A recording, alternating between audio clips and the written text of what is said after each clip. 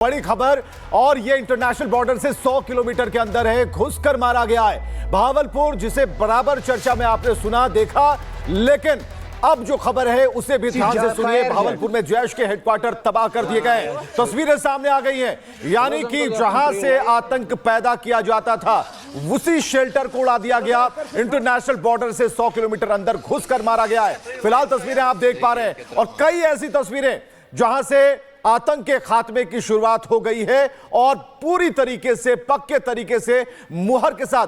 कल तक हम बंकर दिखा रहे थे, आज भयंकर दिखा रहे हैं। इंटरनेशनल बॉर्डर से 100 किलोमीटर अंदर घुसकर मारने की जो एक ताकत है वो भारत में है। शांति की अपील हो गई, लेकिन अब याचना नहीं, रण होगा, जीवन या मरण होगा, और इसी सिद्धांत पर आगे सभी बढ़ रहे हैं। और इस बीच बड़ी खबर आपको बता दें, मुरीदके में लश्कर का कैंप तबाह हुआ है।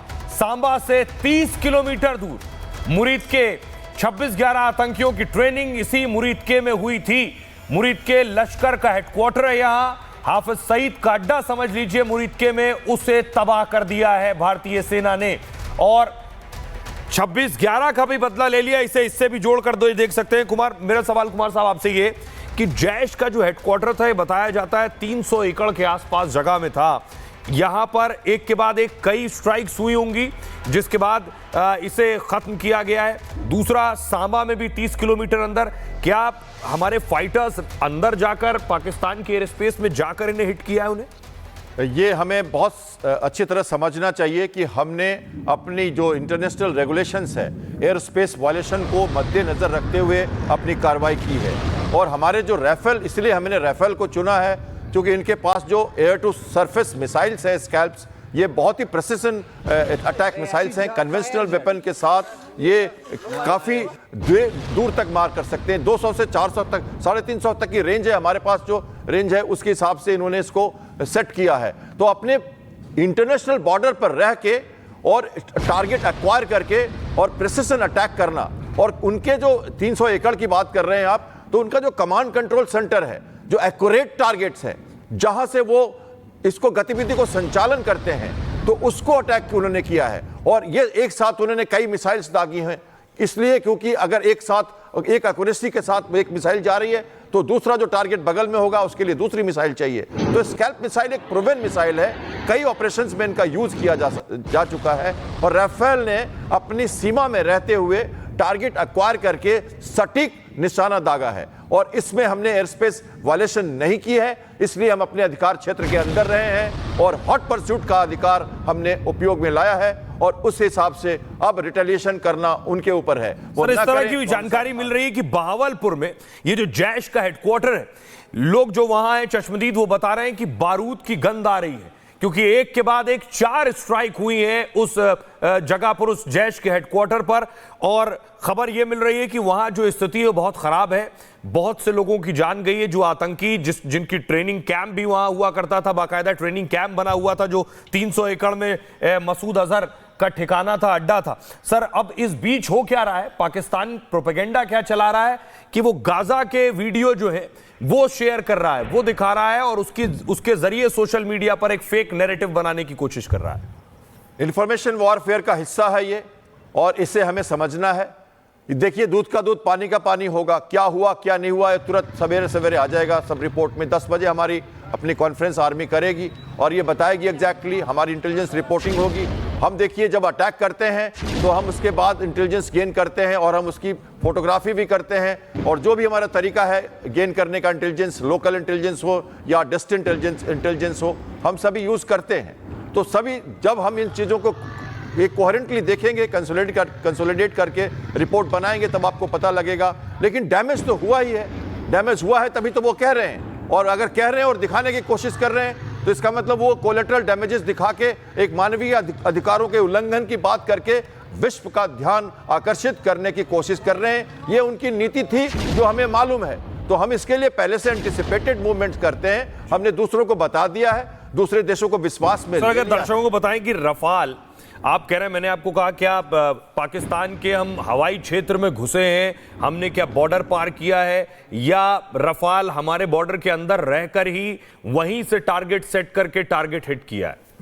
देखिए, ये जो टारगेट्स हैं ये हमारे रफाल के स्कैल्प रेंज के वेल विद इन लिमिट्स हैं और इसलिए रफाल का यूज़ किया गया है। देखिए, आपकी श्रीनगर से ही डिस्टेंस रावलपिंडी की ले लो तो आप करीब 150-160 किलोमीटर इस तरह से बनती है। तो इस रफाल की जो कैपेसिटी है उसके हिसाब से इसका उपयोग किया गया है।